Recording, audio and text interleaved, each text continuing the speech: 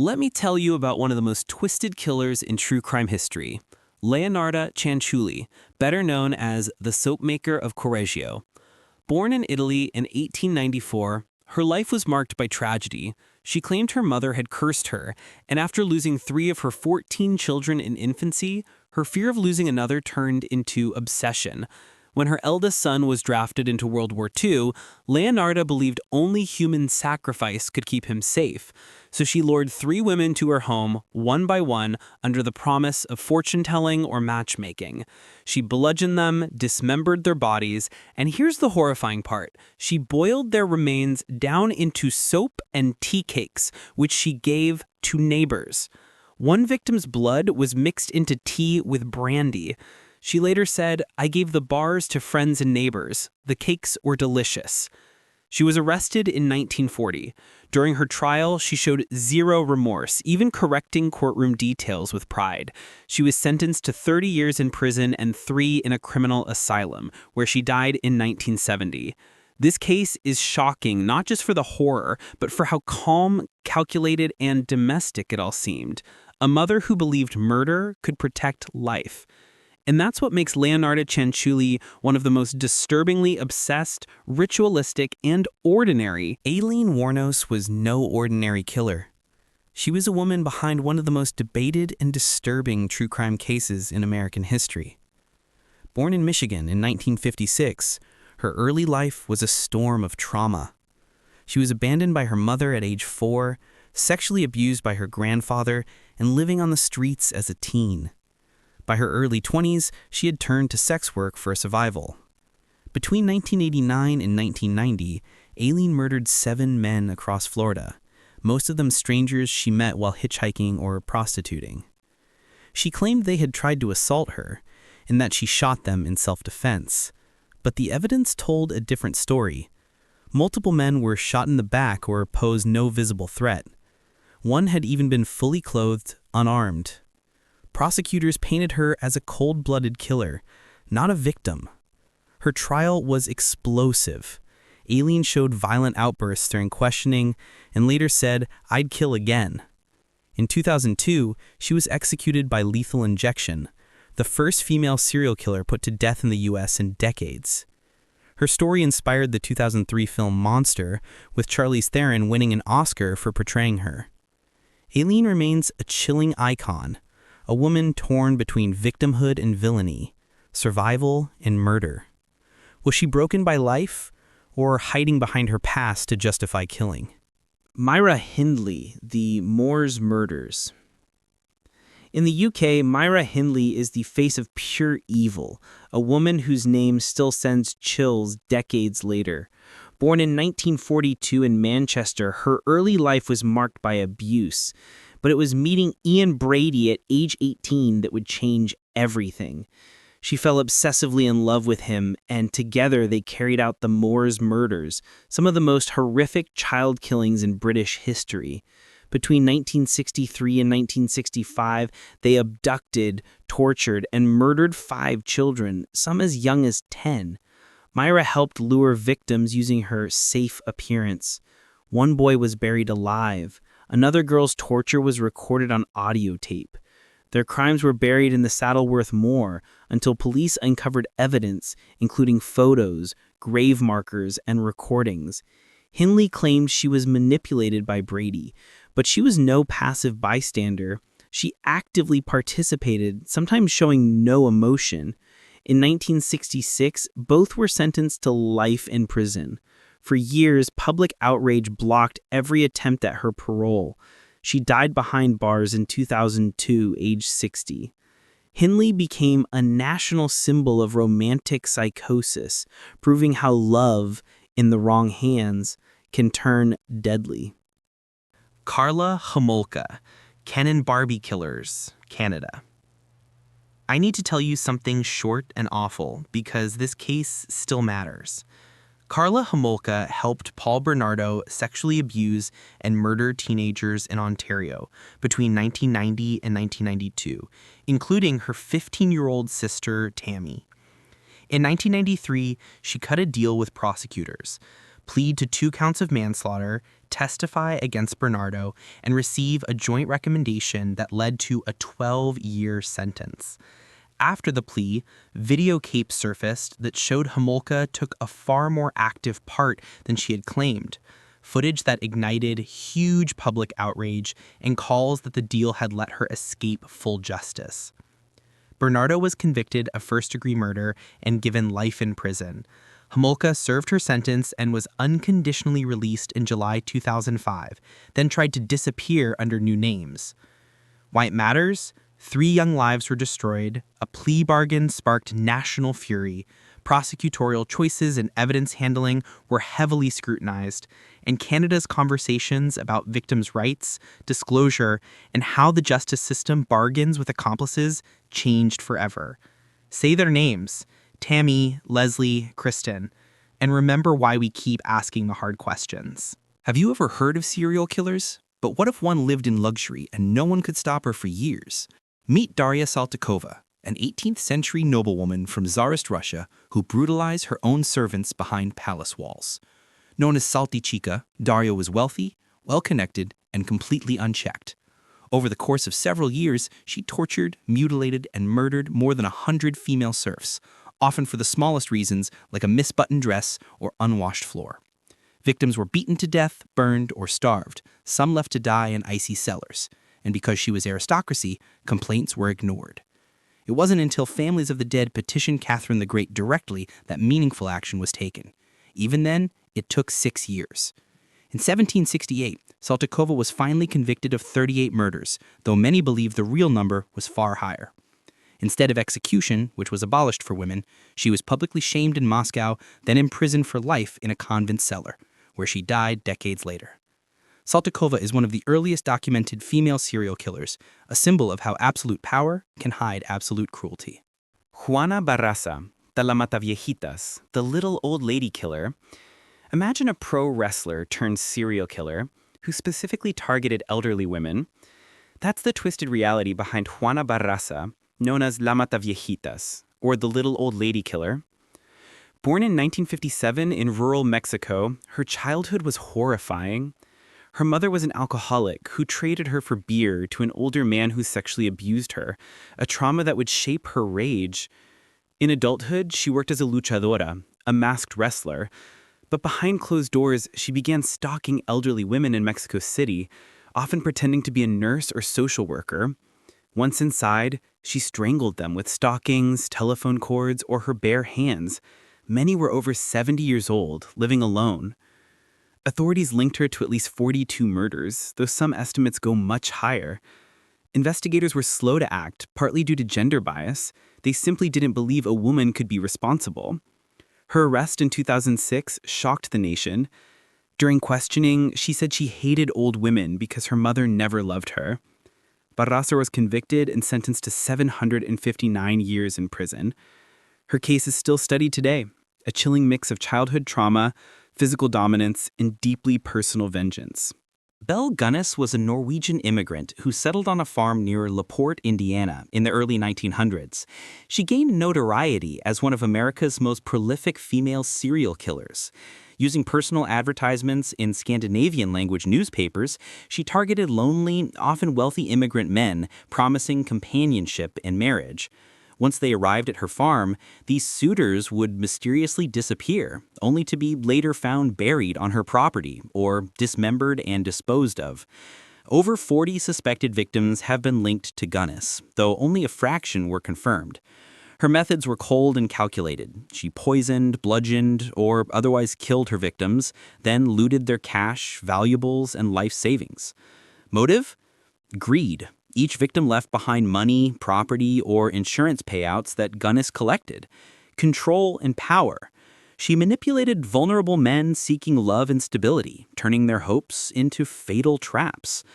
Clinical calculation. Her use of ads, meticulous record-keeping, and ability to avoid suspicion for years suggest a highly organized criminal mind. The mystery. In 1908, Gunness's farmhouse burned down.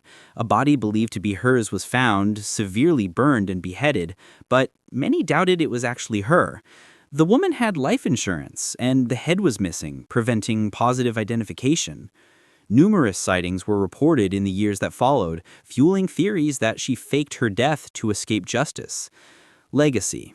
Dubbed the Black Widow of LaPorte, Belle Gunness remains a chilling figure in true crime history, a predator who exploited loneliness for profit, blending domesticity with depravity. Her case raises enduring questions about identity, deception, and whether justice was ever truly served. Jodi Arias, the lover-turned-killer, American. I need to tell you this fast and plain, because it still matters. Jodi Arias was a 27-year-old photographer whose on-again, off-again relationship with Travis Alexander ended in June 2008, with his brutal killing in his Arizona home. When police found Alexander, he had been stabbed 27 times, had his throat cut, and suffered a single gunshot wound to the head. Wounds Arias later claimed were from a struggle and self-defense. The trial became a national spectacle. Lurid testimony, graphic photos, and weeks of media frenzy that divided viewers. Many saw a calculating killer. Others saw a woman who said she'd been abused. In May 2013, a jury found Arias guilty of first-degree murder. After 2 deadlocked penalty phases, a judge sentenced her in April 2015 to life in prison without parole. Why it matters? The case shows how obsession, violent rage, and media can shape public opinion, and it forced debates on courtroom publicity, victim rights, and how we judge motive versus truth. Miyuki Ishikawa, Silent Murder Among Infants, Japan. Why she fits. Miyuki Ishikawa was a midwife and administrator at the Kawaran Maternity Hospital in Tokyo during Japan's post-World War II era. In a time of poverty and social upheaval, she orchestrated one of the most chilling mass murder cases in modern Japanese history. Ishikawa systematically allowed over 100 infants, some of whom may have been murdered directly by her or her accomplices, to die through neglect, starvation, or lethal injections. The infants were often born to unwed or impoverished mothers who were either deceived or coerced into leaving their children behind. Unique angle. Institutional murder for practical reasons. What makes Ishikawa's crimes particularly disturbing is how they were cloaked in a veneer of practicality and social shame. In post-war Japan, out-of-wedlock births were heavily stigmatized, and many women had no means to support their children. Ishikawa exploited this desperation, running what appeared to be a legitimate maternity clinic while secretly orchestrating a system of infant disposal. She and her accomplices, including doctors and nurses, treated the infants not as patients, but as burdens to be eliminated. The murders were not acts of passion or psychosis, but cold, calculated decisions disguised as mercy. Some were told their children had died of natural causes, while others were never informed of their child's fate. The deaths were covered up through falsified records and buried in unmarked graves. This institutionalized form of murder blurred the line between criminal neglect and active killing, revealing how systems can be weaponized to hide atrocities. Legacy and aftermath. The scandal broke in 1948 when police discovered the remains of dozens of infants buried on the grounds of the hospital. Ishikawa and several staff members were arrested, but the trial dragged on for years. Despite overwhelming evidence, Ishikawa was never convicted of murder, only of lesser charges such as fraud and illegal adoption brokering. She served only a few years in prison before being released. The case remains a dark chapter in Japanese history, exposing how poverty, social stigma, and institutional corruption can create the perfect storm for mass atrocity. It also highlights the moral complexities of reproductive rights, maternal coercion, and the ethics of care in times of crisis. Why she belongs in the pantheon of infamous figures. Miyuki Ishikawa represents a unique breed of criminal, one who weaponized compassion and exploited vulnerability on a mass scale. Her crimes were not born of madness, but of a chilling rationality that saw human life as disposable when inconvenient. She is a reminder that evil does not always wear a mask, it can smile kindly, wear a nurse's uniform, and speak in soothing tones. Why she fits. Mary Ann Cotton was a Victorian-era serial killer from England who is believed to have poisoned as many as 21 people, including 3 husbands and numerous children, most notably her own son. Her primary motive was financial gain, particularly through life insurance policies and inheritance. She used arsenic to kill her victims, often disguising her crimes as illnesses or natural deaths. Hook, Victorian angel of death with a deadly smile. Cotton's chilling appeal lies in her juxtaposition against the Victorian ideal of the nurturing, moral woman. She embodied the angel of death archetype, presenting herself as a caring figure while methodically poisoning those around her. Her ability to evade suspicion for years highlights the era's blind spots regarding women committing systematic murder, especially within the domestic sphere. Legacy and aftermath. Her crimes finally caught up with her in 1872 after the death of her last husband's stepson, Charles Farrow. Suspicious of his sudden illness, authorities exhumed his body and found lethal levels of arsenic. Further exhumations revealed evidence against her for multiple murders. Cotton was tried, convicted, and executed by hanging in March 1873. Her case shocked Victorian society and helped expose the vulnerability of legal and medical systems to female perpetrators. Why she belongs in the pantheon of infamous figures? Mary Ann Cotton broke the mold of the ideal woman in Victorian society, revealing a calculating, ruthless mind beneath a domestic exterior. Her case was one of the first to expose how women could be just as dangerous and premeditated in their killing as men, especially when masked by caregiving roles. She remains a haunting symbol of greed, deception, and maternal betrayal. Beverley Allitt, Angel of Death Nurse. I have to tell you something short and terrible because this one still hurts. Beverley Allitt was a paediatric nurse at Grantham Hospital who, between February and April 1991, attacked 13 children on her ward. 4 of them died. She used medical means, large doses of insulin and other dangerous acts, even an air bubble in one victim, betraying the very trust placed in her as a carer. Experts at the time linked her behaviour to a form of factitious disorder, Munchausen by proxy, where someone creates or exaggerates illness in others to gain attention, though motives are complex and debated. Allitt was convicted in 1993 and given 13 life terms. She remains detained in a secure hospital, the judge warning she posed a continuing danger. The case led to major reviews into hospital safeguards, staff oversight, and how health systems spot and stop harm from inside. A grim lesson in how authority can be used to hurt the most vulnerable. Griselda Blanco, the cocaine godmother. She helped build one of the most violent drug empires in modern history, while raising 4 sons. Meet Griselda Blanco, known as the cocaine godmother, a woman who brought murder and millions to the streets of Miami. Born in Colombia in 1943, Griselda was exposed to crime early. By her teens, she was stealing cars and kidnapping children. But when she immigrated to the U.S., she didn't just hustle. She carved out an empire. In the 1970s and 80s, Blanco pioneered cocaine trafficking routes from Colombia to New York and Miami, moving up to 3,400 pounds of cocaine a month. Her network made over $80 million a month and left a trail of blood behind. Authorities suspect her of ordering over 200 murders, including hits on lovers, rivals, and even innocent bystanders, using drive-bys, motorcycle assassins, and car bombs.